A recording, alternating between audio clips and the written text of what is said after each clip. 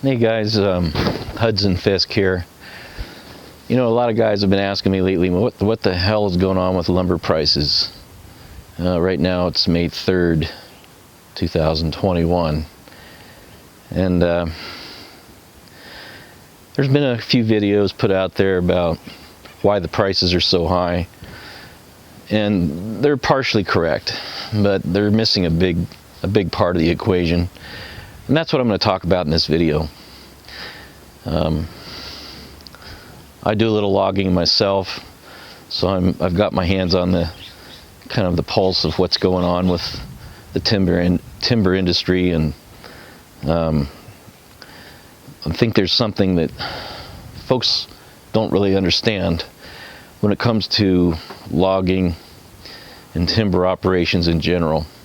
And that's what I'm going to talk about. I'm going to go back to the house, sit down at my kitchen table, and kind of go over a few things with you.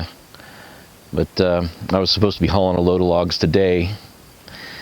The truck has a big air leak in the dash, so I've got my mechanic here working on it now.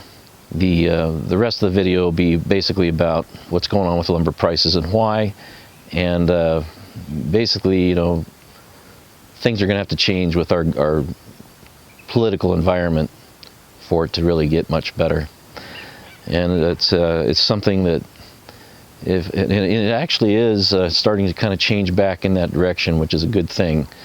Ultimately, down the road, the timber industry in the United States could be something that really is a great provider of employment, a great supplier for materials, for, of course, you know, lumber for construction, but not just 2x4s, you know, plywood, particle board, door and window framing, fascia boards. I mean, really, we have so many different species of lumber or of timber in our country that we as a nation are totally capable of being 100% self-reliant without having to import any lumber at all.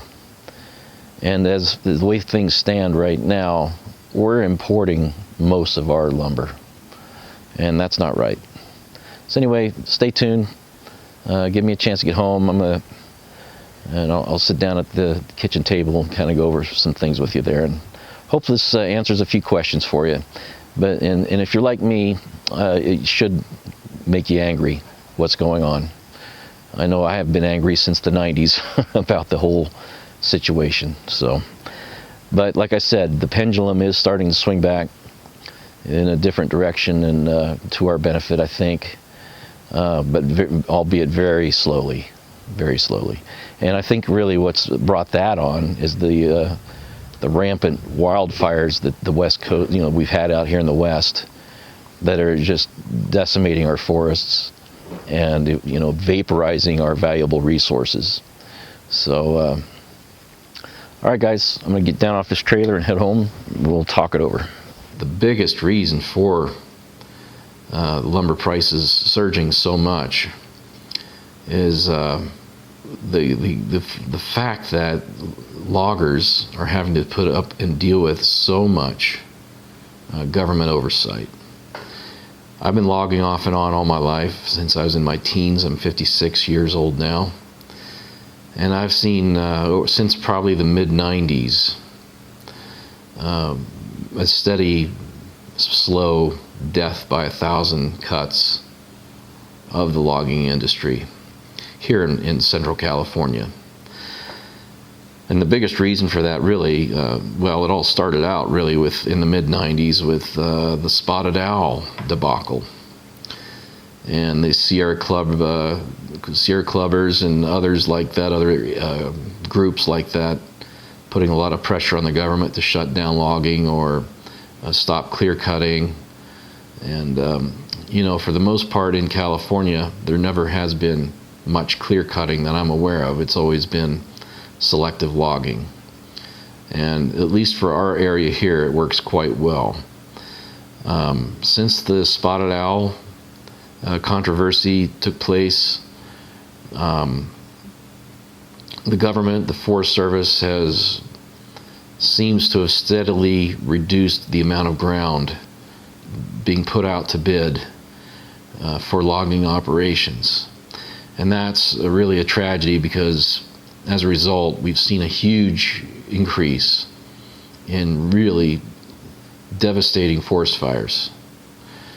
And the drought situation, of course, came along right after all this spotted owl stuff got going, and the rules were changed in regards to how many acres could be logged and so forth in the state. Now, I live in Oakhurst, California, and typically when I haul logs today, I go either to Sonora, which is about 80 miles probably, or 85 miles from here, or down to Terabella, which is down by Pixley, east of Pixley, which is about 130 miles from here. I prefer to go to Sonora, even though it's a windy road. It is shorter, and it's just a slower, for me, just easier, less nerve-wracking route to take, even though it is a very windy switchback road.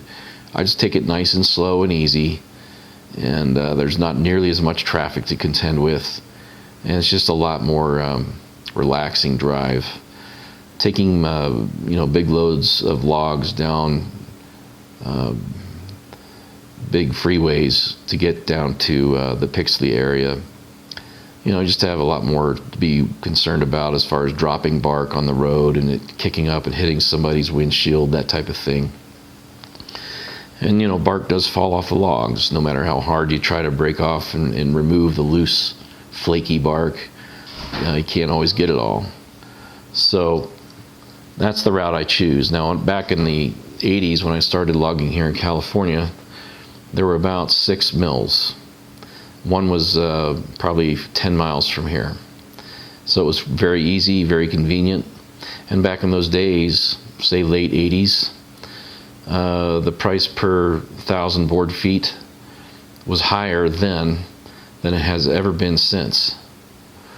So you're wondering why the price of lumber is so high? Well, I can tell you it's certainly not because they're paying loggers more money for the logs. We get about, back in those days, I was getting about, on average, $800 per 1,000 board feet brought in. The last loads I just took in were about $350 per 1,000 board feet. And I have to truck it 80 miles instead of 10 miles.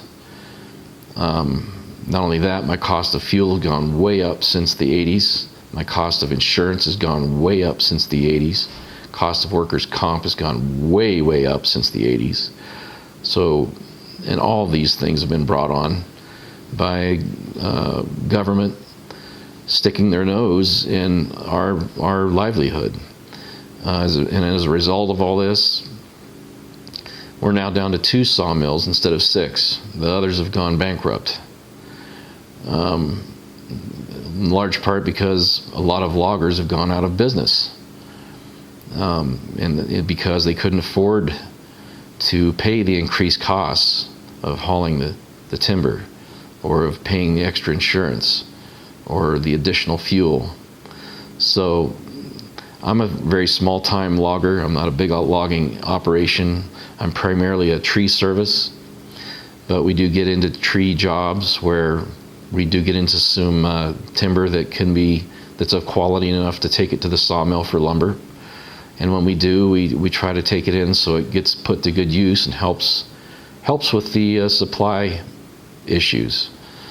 But if you're wondering why the cost of lumber has gone up so much, it's primarily because if you go to the lumber yard, you'll find most lumber there is not even American. It's been imported from Canada or Switzerland or some other place that makes absolutely no sense to me. We've got more than enough timber to supply all our needs right here in the USA, but we can't access it because of the red tape we have to jump through. A lot of areas have just been closed off from logging altogether, and it's very unfortunate. as it's proved out to be, because with the absence of selective logging, and in some places clear-cut logging does make sense, in the absence of that happening, all we're doing is building up a great big pile of kindling in our forests and just basically waiting for the day for it to catch fire. And it's not a matter of if it will, it's just a matter of when it will. And it makes us, states like California, Nevada, and Oregon, makes us, that tend to be dry in the summer months and very susceptible to fire, makes us very vulnerable to arsonists, even terrorists, or anarchists that want to just create havoc for our country. And I think it's really, really stupid that we've allowed this situation to happen, but it can be fixed. And I know that things have improved a little bit in the last few years because of the forest fires, but a lot more could be done a lot sooner. And California especially needs to get off their butts. I'm talking about the political leaders now, as far as allowing new sawmills to come in, new plywood mills to come in. And I know these companies that do these kinds of operations probably would not even consider trying to open a new facility in this state because of the red tape that they have to deal with, especially in, let's say, plywood construction or production or OSB board production. You have glues and chemicals that go along with that. And so the companies that were here in the past years all moved out of the state. A lot of them went bankrupt because of the new rules and regulations that were put in place to basically, regulate their activities to make sure that they weren't polluting. And I mean, there certainly needs to be some oversight. I'm not saying we don't need any oversight, but I think it's gone. The pendulum has swung way too far to the extreme, to the one side, and we need to get somewhere back to a happy medium where companies can come back in and be successful. At this point, if you want plywood or OSB board, it's imported. There for a while we had ships, I think they were Japanese or possibly Chinese ships that were coming into the ports here on the West Coast, buying logs for people like me, and then they would take the logs out to the sea, out beyond the national border line, where they were not regulated by laws, and they would create they had a factory right on the ship, big ships, and they'd make their OSB board, their plywood, whatever it is they were making, and it's my understanding that whatever the refuse was that was left over from that production process, probably a lot of sawdust and probably little glues and things like that were squeezed out when it goes through the press or however they make it. All that got just pushed overboard into the ocean, because out there in the international waters, there's nobody really watching them, or they're not subject to those rules. They have a huge advantage. Go out there with their little plywood making ship, do their thing with no regulations at all, probably no regulations about labor as well, probably using very cheap labor, and then coming back in and selling back to us our own wood as a finished product at a much, much cheaper price than anybody here on land could possibly make it for. And that's just a very unfair and bad situation. I haven't been approached in the last few years to sell logs to any of those outfits, but I will say I did sell some logs to an outfit like that was coming into the port of Stockton. Now we're going back probably 15, 20 years now, and they paid more than anybody else for the logs that was here on land. So we did take a few loads to them, but ultimately I think the regulators caught up to them, caught onto what they were doing, and put an end to that as well. But that's the kind of thing that happens when you run people out of business that are already set up. And instead of working with the local mills and everything, they just made it impossible for them to thrive. So they just shut it down. In the case of the most local sawmill, the owner just basically walked away and lost his equity in the property. I do remember they had an auction where they sold off a lot of the equipment and things, but I mean, he got back pennies on the dollar. It was really a sad day. And as a result of that, the little community, North Fork, California, was a bit of a, they were a little lost there for a while with the mill shut down. That was a major provider of labor and employment for the local community there. So the town was real quiet there for a few years afterwards, and took them a little while to get back on their feet. And it was, again, I feel just very unnecessary. So if you really want to know what's going on with the lumber prices, well, that's it right there. It's government oversight, and they're just being way, way too overbearing with the rules and regulations that they're forcing loggers like me and most, and a lot of other outfits that are a lot bigger than mine to comply with. And it's taken a lot of the profit out of it, but it's also taken a lot of the joy of working out in the woods out of it as well. Because I know that what few loggers are left out there, they're operating on a very, very tight profit line. And I know a few of those guys in particular that, they're pretty much crossing their fingers every spring when they get started with their operation. They're crossing their fingers that by the end of the summer, they'll have made enough money to pay all their guys, make their equipment payments, and have a few bucks stored up for the winter, because loggers typically shut down here in the wintertime as the high country gets snowed in. It's just not feasible to operate. So anyway, that's my take on the lumber prices. I hope that helps you. I've got other videos on my channel about logging, taking logs to the mill and what's involved, how they process them. Recently just took a tour of the sawmill I take my logs to up in Sonora with my son. Unfortunately, they wouldn't let me videotape, so I've got a few pictures, and we're going to make a video about that as well. As far as basically, it'll be a video about transporting the logs up there, and then what the yard looks like when we get unloaded. And then the only thing we can't show you is the actual mill in operation indoors. They didn't want, I'm sure they have proprietary ways of doing things in there they didn't want to show. So, and that's certainly understandable. But all right, guys, hope that helps answer any questions. And if you have any others, why, please leave me a comment below. And like and subscribe. Thanks. God bless. Bye-bye.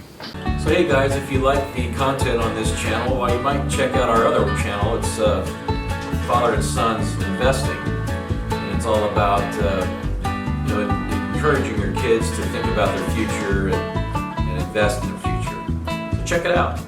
Hope to see you there.